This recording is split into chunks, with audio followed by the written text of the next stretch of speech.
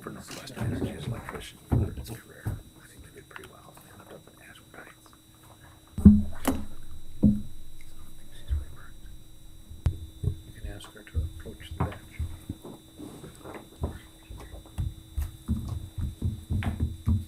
It's 5:30. We'll call our meeting to order for July 8th, 2019. Carl, can I get a roll call? Councilmember Remley. Here. Ronayne. Here. Lunsman. Reif. Here. Johnson. Here. Bunceness. Here. Olson. Rux. Here. Mayor Schoeneman. Here. Please stand and join me in the Pledge of Allegiance. Pledge allegiance to the flag of the United States of America and to the republic for which it stands, one nation under God, indivisible, with liberty and justice for all.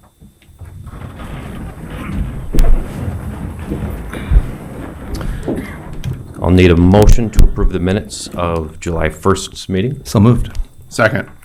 Got a motion from Johnson, a second from Rux. Can I get a roll call, Carl? Councilmember Remley. Aye. Ronayne. Aye. Reif. Aye. Johnson. Aye. Bunceness. Rux. Aye. Mayor Schoeneman. Aye. Motion carries. Next, no one has signed up for the open forum remarks, so we'll move on to old business matters. First, I'm sorry. I had that heard that no one was signed up, but that doesn't mean there wasn't a presentation. So first, we'll start with a presentation of the Law Enforcement Hero of the Year Awards by Ron Krogman. Ron?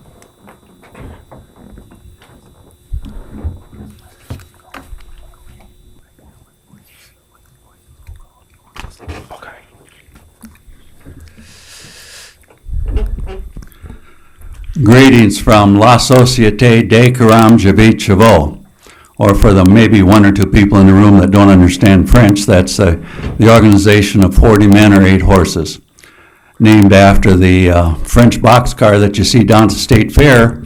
World War I, after World War I, France sent a boxcar to every state in the nation in gratitude, full of gifts and gratitude for our help. And this organization kind of picked that up. That 40 and 8 stood for that boxcar will either hold 40 men or 8 horses. So that's where the name comes from, and we use a lot of French terms. We have 2 main programs that we do. One of them is nurses training. We gave 4 scholarships at PC this year.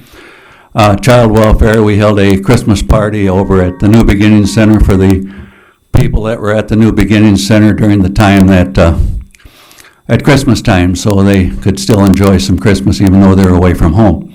And then we had a family that had a fire and was able to spend about $800 buying them some new clothes so that they could get back into business. So we do some things in the community. Another thing we do is we give a Hero of the Year each year and a Law Officer of the Year. And that's what I'm here tonight to do, is to start off with the Hero of the Year. The Hero of the Year for this year is Lieutenant Lance Hamrick. On February 28, 2019, Aberdeen Fire Rescue was dispatched to an apartment complex for a fire alarm activation. When en route, Brown County 911 advised the fire department they are receiving multi-calls for smoke filling the apartment building with a possible person trapped. Truck 1 arrived initially and identified the initial conditions of the incident. As remaining crews began to arrive and make their way to the apartment building, Lieutenant Lance Hamrick had already entered the complex to further investigate. Lieutenant Hamrick found much heavier smoke conditions on the first floor. This provided limited visibility. Lieutenant Hamrick identified the apartment where the fire originated. Once Lieutenant Hamrick made his way inside this apartment, visibility was extremely reduced and obscured. During this entry, Lieutenant Hamrick located the tenant and was able to carry this individual to a waiting fire department, EMTs, and paramedics. The rescued subject had physical disabilities that did not allow for quick or easy escape from this fire. Fire originated in the kitchen area, and this individual was located on the floor near the kitchen. With this quick and selfless decision to enter the building and search the apartment, this fire index could have resulted in a very tragic outcome. The occupant was removed quickly and received the highest level of care possible. The actions of Lieutenant Hamrick are reflected of all the professionals that work at the Aberdeen Fire Rescue. They strive to do great work and take care of our community and citizens regarding the risk involved. We're very happy to present Lieutenant Hamrick with the Hero of the Year Award.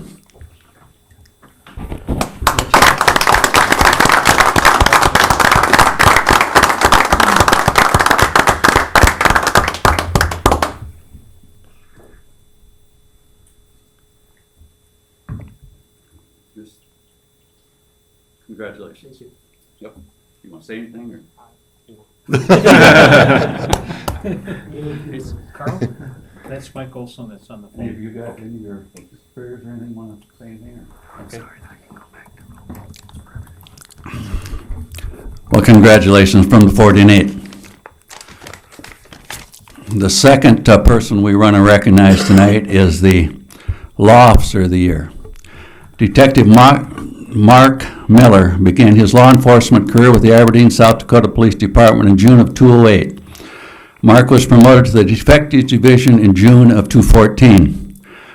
Mark investigates general criminal activities and is often assigned the most serious case. Within the last year, Mark has been involved with many of the most serious and most publicized cases in Aberdeen. Mark is enthusiastic about his job. He always looks for new challenges and ways to help the department. A couple years ago, Mark was certified as a hostage negotiator and has since become one of the most reliable and effective hostage negotiators at the Aberdeen Police Department. In the past year, there was a standoff hostage situation in the town outside of Aberdeen. The Aberdeen Police Department was asked to help with this situation. Mark took lead negotiator and successfully negotiated the suspect to toss away his firearms and surrender to law enforcement. In the last year, Mark has performed most exceptional police work, but the case that sets him apart and earned him the recognition of a Law Officer of the Year was a homicide in which he took the lead on and investigated this past year. The homicide was not an easy case to solve, but Mark was determined to solve it. He relentlessly interviewed the same people, including the suspect repeatedly, until the truth finally came out. Mark obtained a confession, collected witness statements, and guided evidence that I believe has solidified the case. Mark was a true professional throughout this very important case. Besides investigating and solving critical cases, Mark also takes pride in teaching his fellow officers, especially the new officers. Just recently, Mark and Detective Gross came into work during the night to assist the patrol division with a shooting. A newly hired patrol officer was assigned the task of typing the search warrant in this case. Mike assisted the officer in preparing the search warrant so he could help teach her and answer any questions she might have. That's a sign of a good leader. Mark is one of our primary detective tactic instructors for the Aberdeen Police Department. Not only does Mark teach what he learns, but he's very proficient at it. Due to Mark's expertise and teaching abilities, I believe he instructs more topics than any other officer in the department. Mark writes very good reports, and they're concise and detailed. He pays attention to the daily activities of the patrol division and knows without being told when they need assistance. Mark is extremely likable, which serves him well with working with the public. Mark's immediate co-workers, fellow officers, and the administration staff are proud to have Mark as a co-worker and friend. Mark also works well with members of other agencies. Recently, Brown County State's Attorney Chris White told me how impressed he is as the caliber of work and skills Mark has as an investigator. Chris states he appreciates the outstanding reports that Mike types and the hard works he put into difficult cases that he is assigned. In addition to his duties as a general crimes investigator, Mark brings much to the table. Mark does not complain when he has to put in extra hours, get called into work during the middle of the night, or has to go out of the town when the job requires. Mark does his job without complaint and does it well. I am fortunate to he's an outstanding employee and person such as Mark, and Aberdeen is very fortunate to have an officer like Mark looking out for them. As a father and devoted husband, Mark would never expect to receive this honor, but he deserves it more than I can say. He is the essential asset to the detective division, to our police department, and the community of Aberdeen. So at this time, I'd like to present Mark with the Law Officer of the Year Award.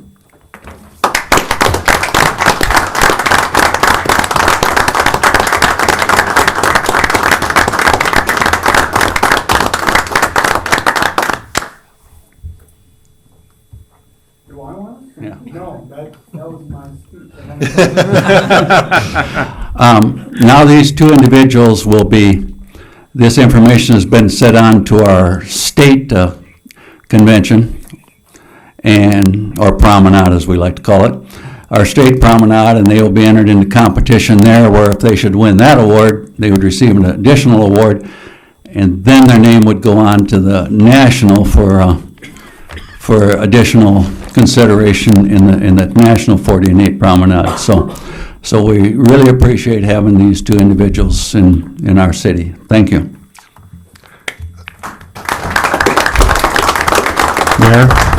Mayor, can we have them come around and so we can congratulate them? Please do. Detective Miller and Lieutenant Hamrick, would you please make your way around?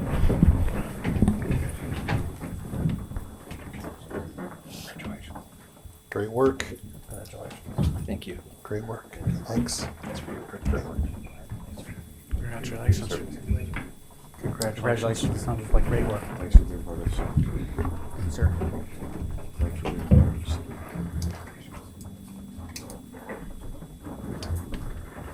Ron, I'd like to thank you for recognizing these guys. Thank you. And Lieutenant Hammer and Detective Miller, thank you guys for your service. We really appreciate it.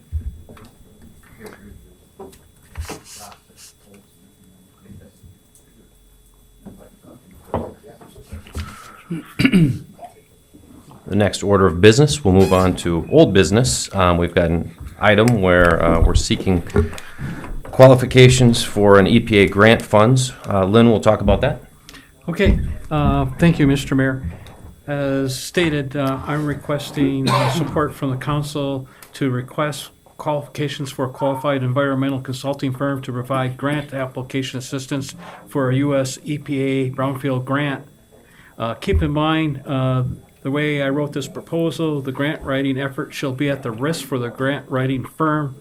And furthermore, since the assessment grants are 100% funded, the city would not incur any out-of-pocket expenses other than city staff administrative time. I asked for a delay a week ago because I wanted to make certain that I allowed enough time within the grant application to meet the deadline for US EPA groundfield assessment grants, but I still didn't get a confirmation to the final dates, but I feel comfortable with what dates I have in here. But I did extend the time for submittal from August 5th to August 19th, so when we put out this notice, it'll allow any firm a 2-month period to make a proposal to the city. Move to grant the approval and authorize the action. Second. So we've got a move on the item for a motion. Ronayne, a second from Rux. Can I get a roll call vote? Or is there any further discussion, I guess, around the topic? Anyone have any questions relating to the EPA grants? Okay. Councilmember Rux, Aye. Olson, Aye. Bunceness. Aye. Johnson. Aye. Rife. Aye. Ronayne. Aye. Remley. Aye. Mayor Shonneman. Aye. Motion carries. Next order of business is the consent calendar items. We've got A through F of routine city business. I'd like a motion to approve these items. Move. Second. Got a motion from Remley and a second from Ronayne. Any discussion on any of these particular items? Any questions? Carl? Councilmember Remley. Aye. Ronayne. Aye. Rife. Aye. Johnson. Aye. Bunceness. Aye. Olson. Aye. Rux. Aye. Mayor Shonneman. Aye. Motion carries. We've got a handful of new business items. First off, being a new tax increment finance district, Lamont Development 2. Rhett, would you care to speak on that topic, Sure. please? This is an amended tax increment finance district for number 30 project plan. In essence, what the petitioner is doing, they've submitted an amended repayment schedule, which would be Exhibit 2 on the information that you have, indicating the change from 7.5% interest on the original repayment schedule to a 7.85. Thus, they're required to resubmit the entire project plan. This went through Planning Commission last month. They approved it. Staff and Planning Commission recommend approval. Move to approve. Second. We've got a motion from Ronayne, second from Remley. Any discussion or questions anyone would have? All right, Carl? Councilmember Rux. Aye. Olson. Aye. Bunceness. Aye. Johnson. Rife. Ronayne. Aye. Remley. Aye. Mayor Shonneman. Aye. Motion carries. The next item is a resolution dissolving a previous tax increment financing district, and looks like you'll speak on that one, Carl, please. Thank you, Mayor Shonneman. In the packet before you, you'll see that all of the project costs for TIF District Number 10, which was the JN Development TIF, have all been paid. So any of the remaining funds that are included in the debt service fund will be distributed to the taxing entities within the district. The resolution is required by the state to dissolve this district, and anything that we receive after this for the remainder of the year will be distributed. So just a motion, a second to approve the resolution, please. Moved. Second. Got a motion, Bunceness, second Rux. Any discussion on the topic? Any questions? All right, Carl? Councilmember Remley. Aye. Ronayne. Aye. Rife. Aye. Johnson. Aye. Bunceness. Aye. Olson. Aye. Rux. Aye. Mayor Shonneman. Aye. Motion carries. Next item, we've got several liquor licenses. For special liquor licenses for the Downtown Association, various events. And I see Shelley's here to represent the Downtown Association. One of the orders of business. That's what the letter was received by the- Yes. Actually, Shelley, would you make your way? Absolutely. Thank you, ma'am. It looks as though City Manager Lynn Lander received a correspondence from a downtown business as it relates to the event this Thursday, and it looks like you were probably CC'd on that. So just wanted to open that up for discussion and figure out if anything was done to resolve those concerns. Absolutely. Did you want to start with anything, Lynn, or should I just? Go let ahead. You know, okay, a little background here. In 2017, we jumped our summer concert series around a little bit just to find the best placement for it, because we wanted to invest some additional of our streetscape funds into the electrical, so we didn't have to continue to rent extra power panels and things like that. So we looked at several different areas and found that the first block between Railroad and First Avenue, so from the Flame to the museum, bode to be the best placement for it. Couple of reasons why. One, we didn't have to shut down Main Street in the middle of Main Street. We could go all the way up to the furthest north and not have to worry about that and disrupt all of Main Street. So we were able to get it a little bit further up north. It obviously is wider up there. We have the ability to utilize the Brown County parking lot for our food vendors, and we've now been able to, just this concert coming up, add a kids zone. So we've got inflatables for kids and some big games and things like that. So it just bodes itself for additional services for families. And so we moved up there. We did put it to a vote in our board, and Lisa German, who is with Northeastern Mental Health, was at that meeting and voted. And basically, there was no reason why we shouldn't be able to go up there for the next few concerts. So the following year, 2018, we had 3 concerts up there. After the second concert, Lisa did send me an email that just stated that there was a gentleman in a wheelchair that had some difficulty getting to the business. I contacted her back. We visited about it.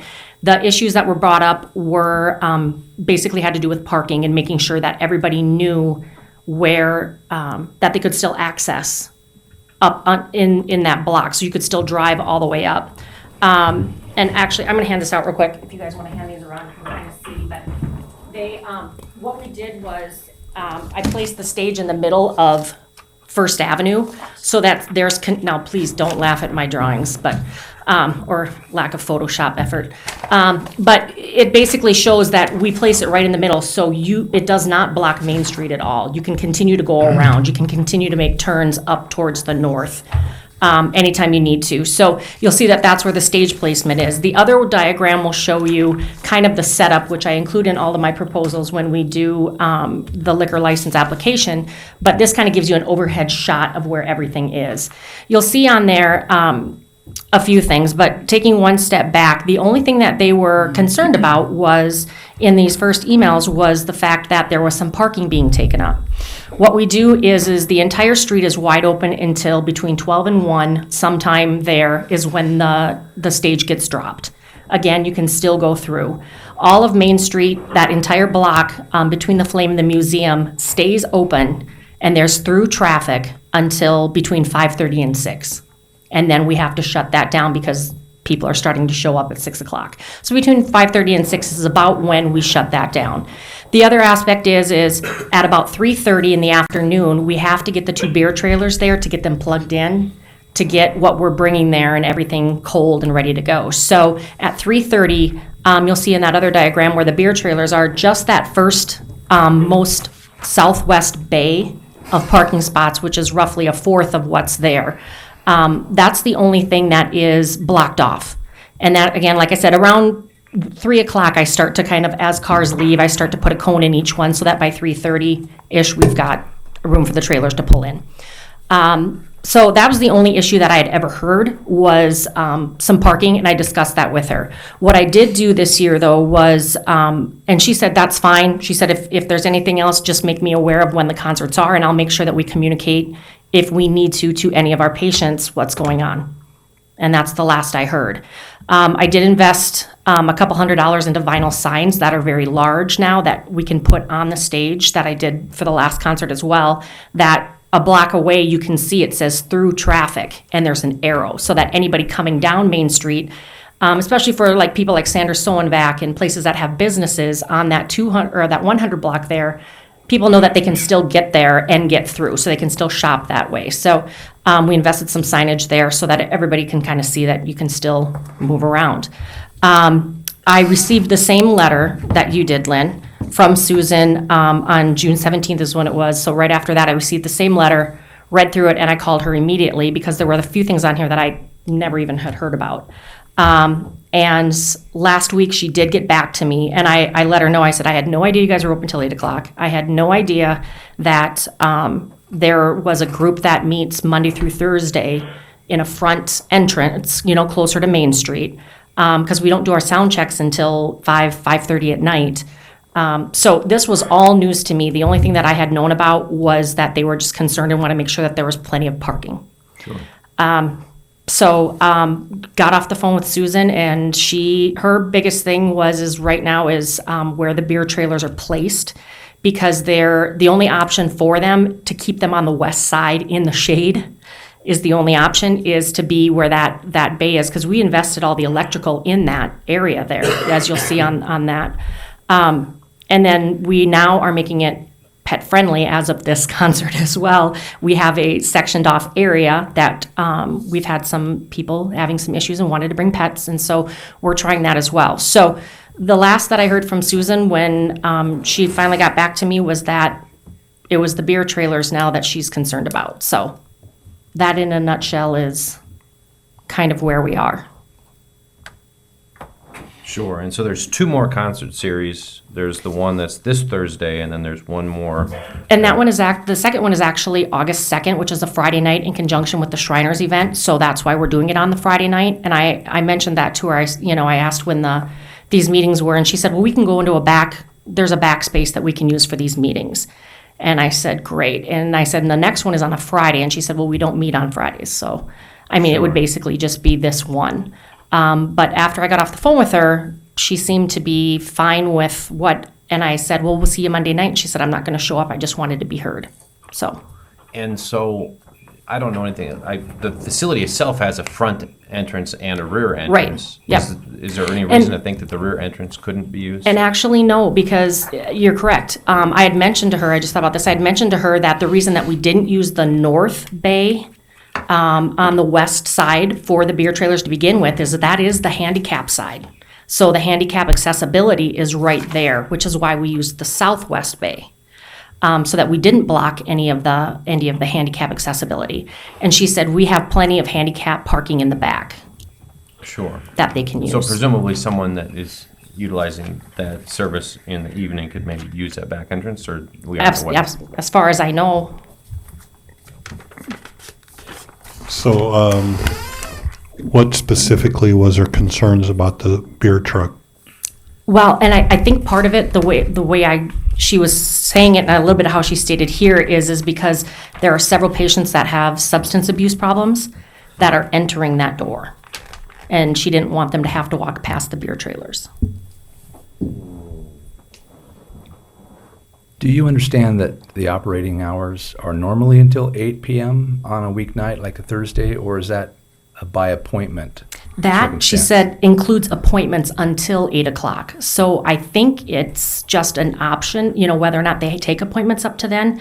But I know on their website before, when I had looked, it doesn't state that they're, it's by appointment to that time from what I know. Sounds like you were timely in your response, and you may have had some good effect in reaching out to her, and hopefully that she feels that there's some resolution. But I'm just wondering that there's only 2 or 3 calendar dates, and perhaps in a cooperative spirit, maybe you discussed this, may be interested in just limiting the hours on that Thursday night or that one Friday night to close at 5 so that there's not this issue. Right. And I thought that's what we had talked about in my emails with Lisa last year, who is with Northeastern Mental Health, and spoke to her about that. And she said, just make me aware of the concert dates and we can make adjustments with our clients.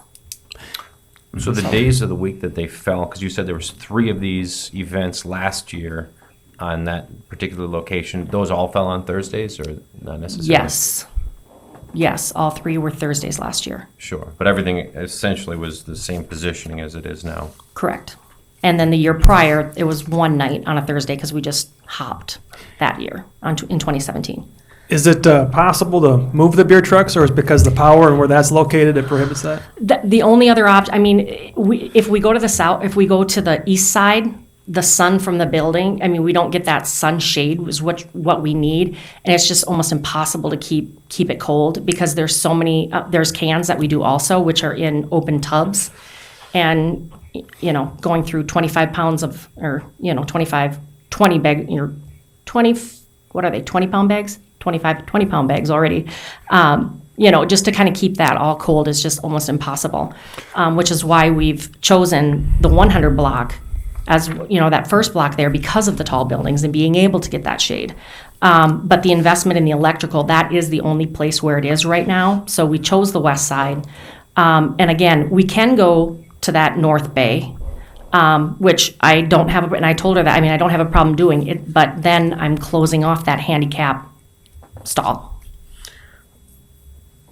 Why don't they just go out the back door That's a of great Northeast question, Mark. Mental Health? Isn't that in the Almond building? Yeah, they have a lot of parking back there.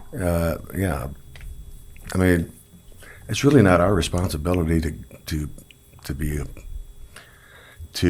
protect these people that are going, in my opinion, that are going to Northeast Mental Health for alcohol problems or whatever problems it is.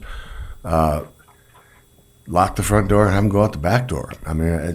That way they're not tempted. That's just a suggestion.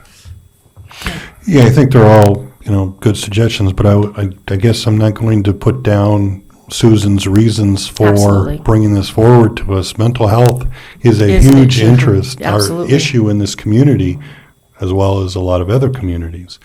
So I guess whatever we can do to help them, because their services are very much needed in our community. Right. And I spoke to Pet Rescue already, which is the organization that I'm having help with the pet-friendly area, and let them know that I'm going to move them to the east side.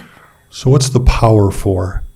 The power is for the beer trailers. Okay. To power those. Okay. And we just don't have adequate. We've got just So you're still basic using- outlets you're still all using- up and down Main okay. Street. Yeah. All of Main Street's, the power will do Christmas lights, and that's about it.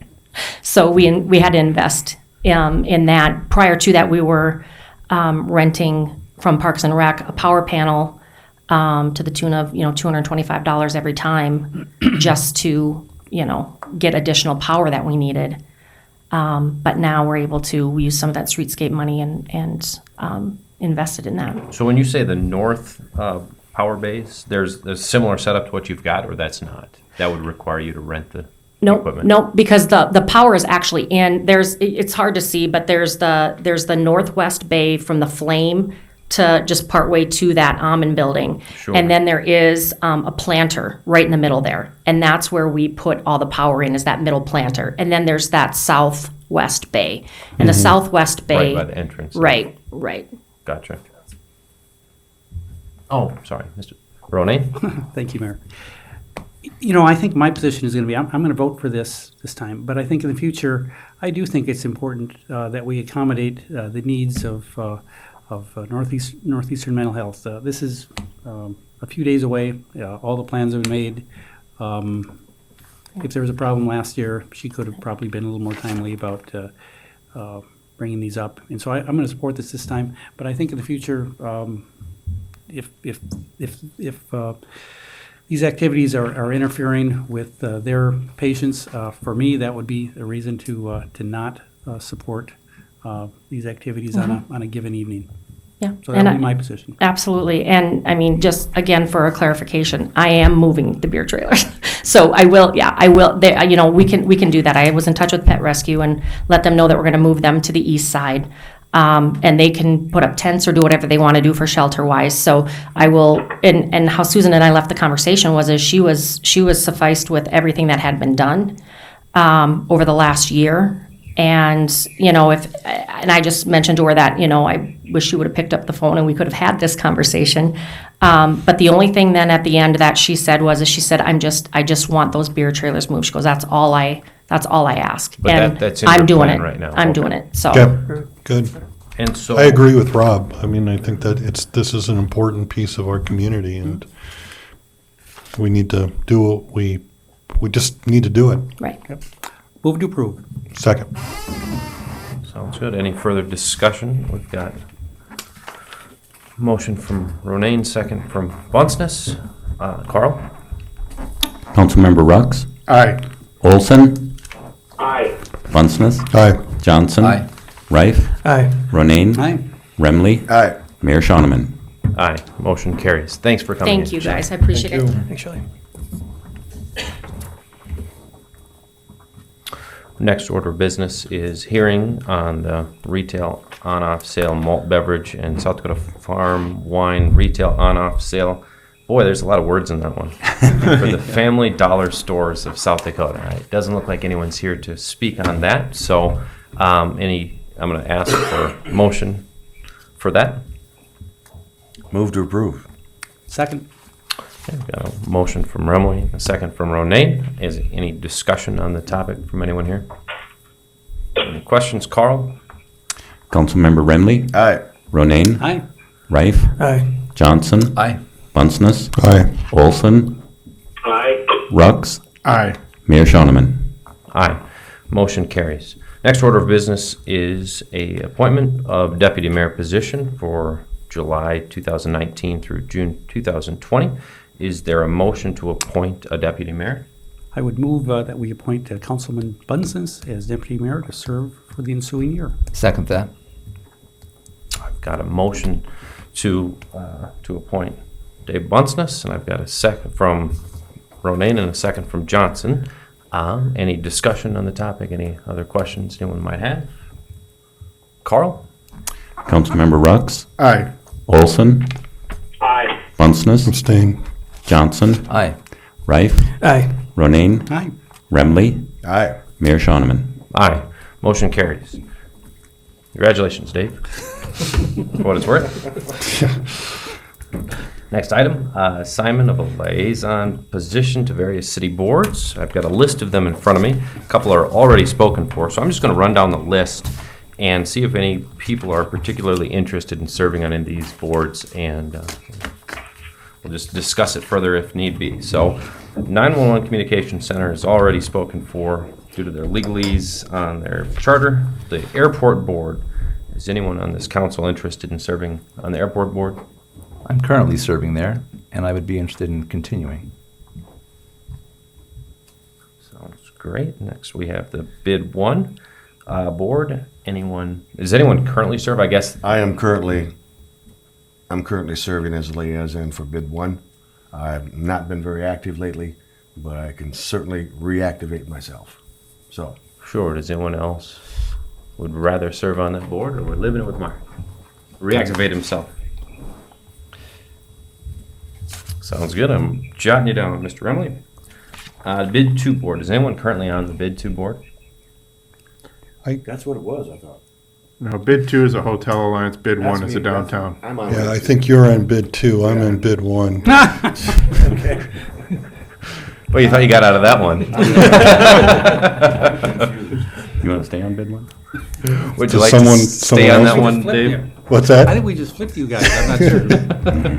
They'd be so confused. They got on the wrong hotel, probably. I'm more active than reactive. I'll stay there. How about the Convention and Visitors Bureau? That's Mike Olson. Yes, I would like to stay on that board, Mayor. I've got you down, Mike. Thank you.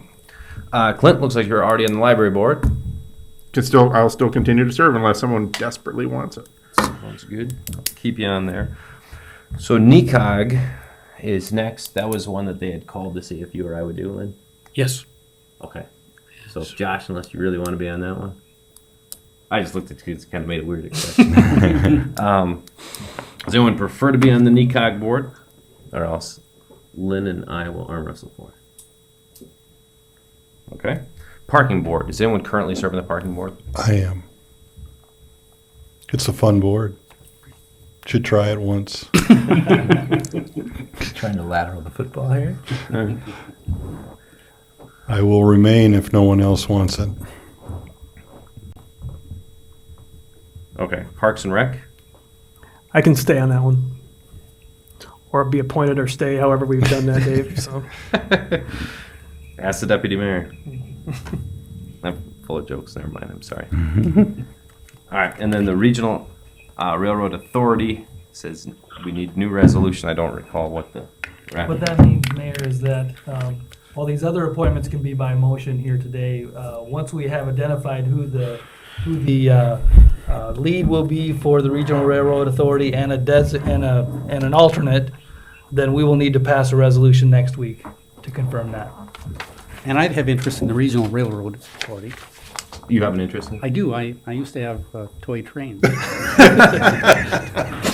the jokes just don't stop today. I can't wait to see what's next. experience. Give it to him. Still have the engineer's hat? I was the conductor. I hope you have a little hat. I do too. So Can I serve as the alternate?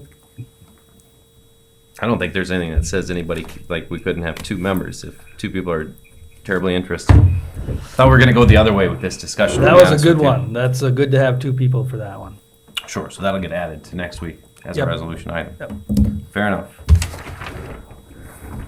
So I'm going to run down the list, and then we'll get a motion to approve these appointments as they stand, with the exception of the Railroad Authority, which will need further action in the future. I've got the 911 communication, myself, Deputy Mayor Dave. I've got the Airport Board remaining, Mr. Johnson. I've got bid 1, Dave Bunceness. Bid 2, Mark Remley. The CVB Board, Mike Olson. Library Board, Clint Rux. NECOG will be myself or Lynn. The Parking Board, Mr. Bunceness. Parks and Rec, Mr. Reif. And the Regional Railroad Authority will remain for future business.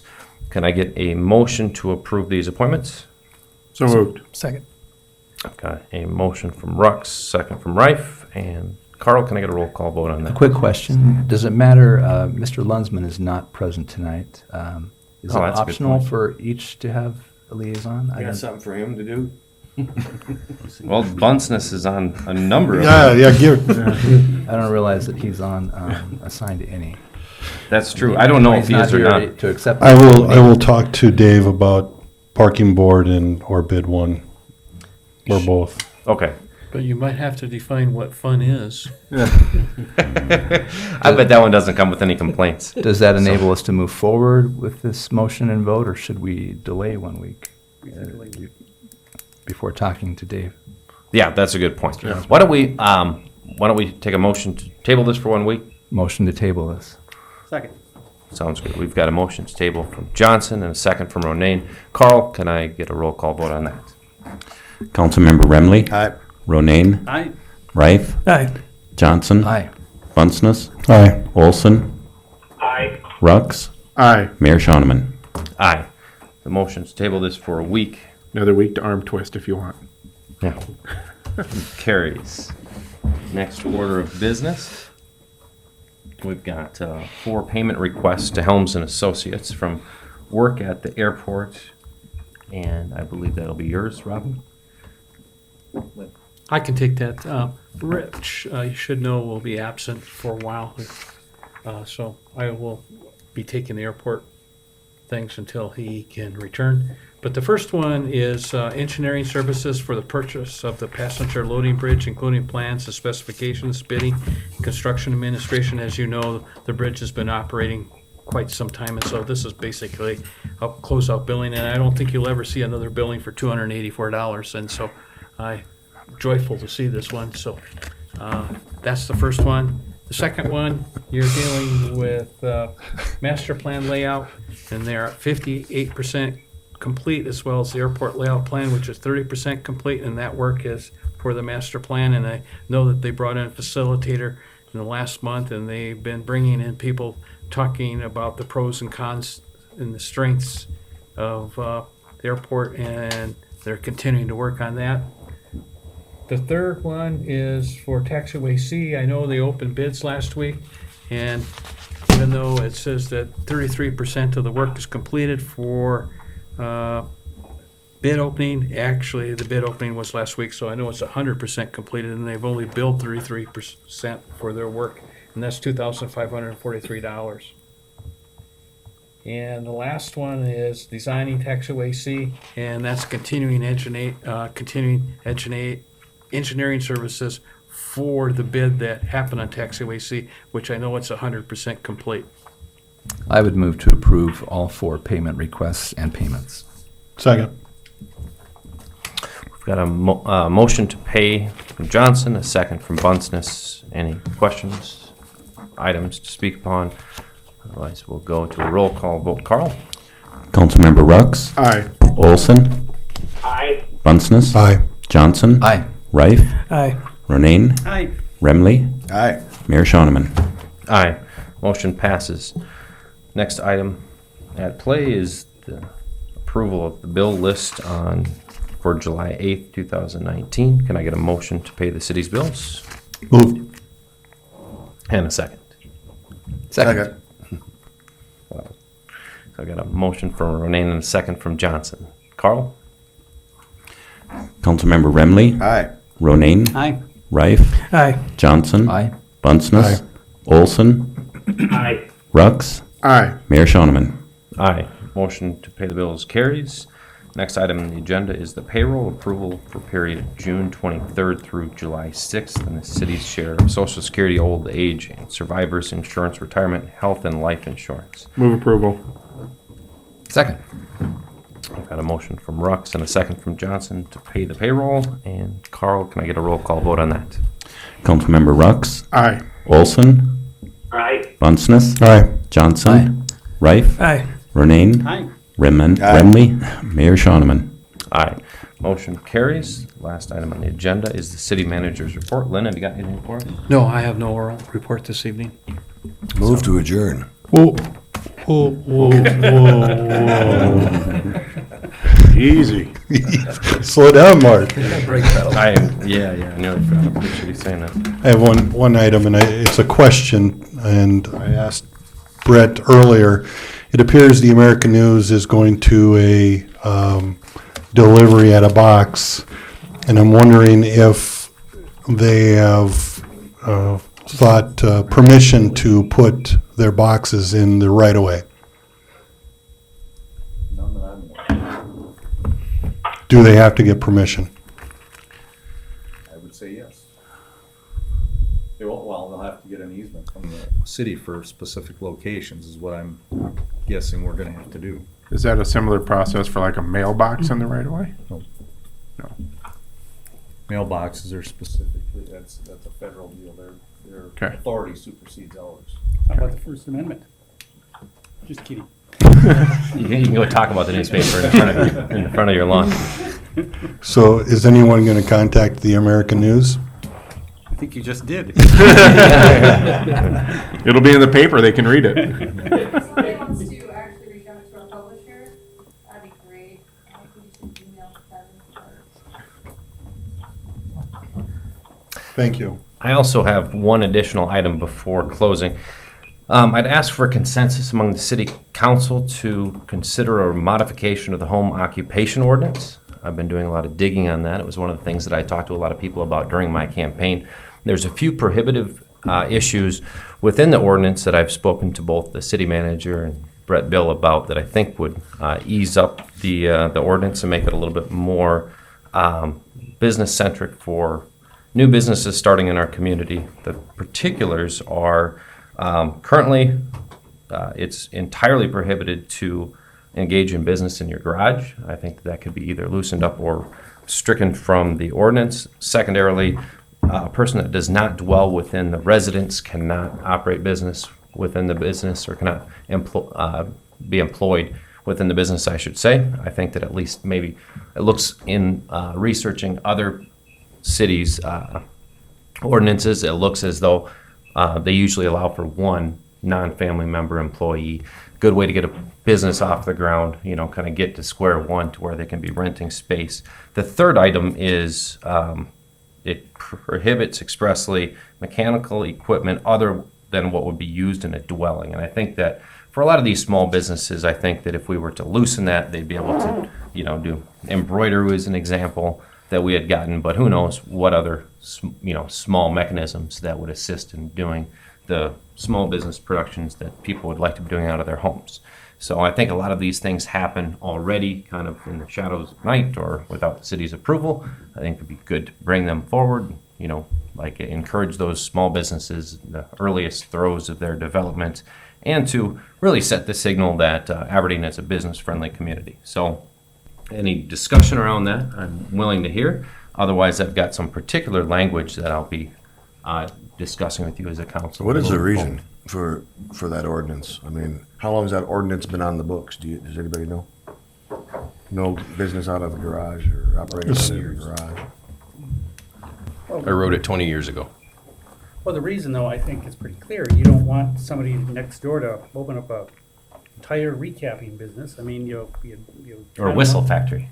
That'd be the loudest one I could think of. Or a dog whistle factory neighborhood would be too loud. Yeah, and so maybe yeah, I like the theory of it, but I also understand that I probably work as much at home as I do at the office. I'm not sure if that's legal. You might be. You're less than 20% of the home. Is that what it is? Yeah, I knew there were some exceptions, and I think there are exceptions, as I remember, for daycare services, and so there are exceptions in that ordinance. So I'm interested in looking at the language and maybe to make it comply with what we actually permit is what we need to be doing, because I think you're right. A lot of this happens in the shadows and nobody cares. But I think we also need to be careful that we are not permitting whistle factories, tire recapping businesses, and other non-neighbor friendly types of activities. Right. Yeah, and some of those things would be prohibited through other points within the ordinance as it is. And they're also going to be prohibited under the restrictions and reservations that a lot of folks have within their own real estate, within their developments. So there are going to be other prohibitions that are not necessarily governmental in nature.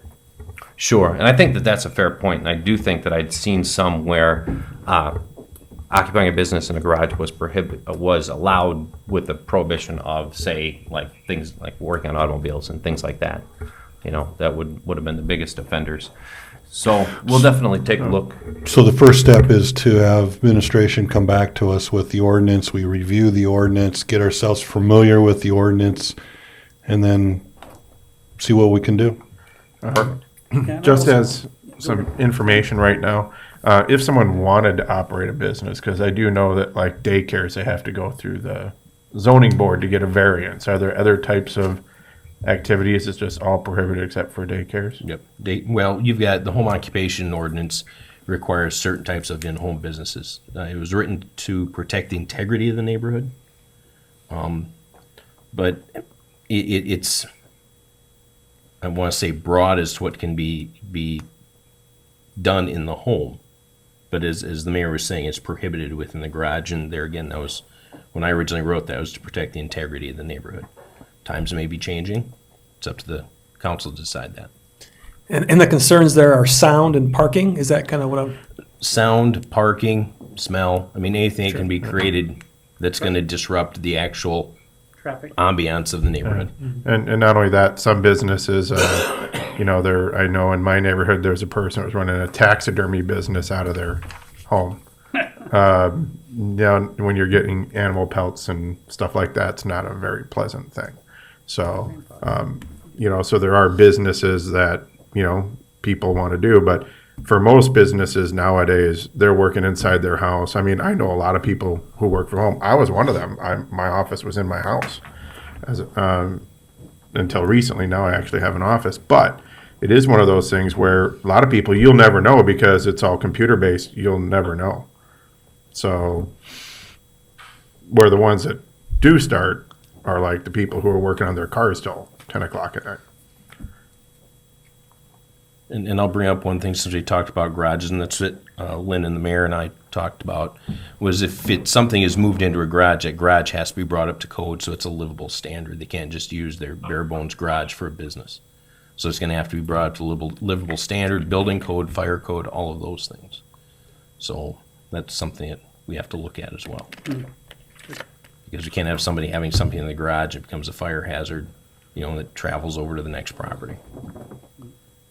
So from a compliance standpoint, and I know that we're going to talk about this in the future, it's a lot easier to work within an attached garage versus a separated to meet those code requirements, right? It can be. It depends on when it was built.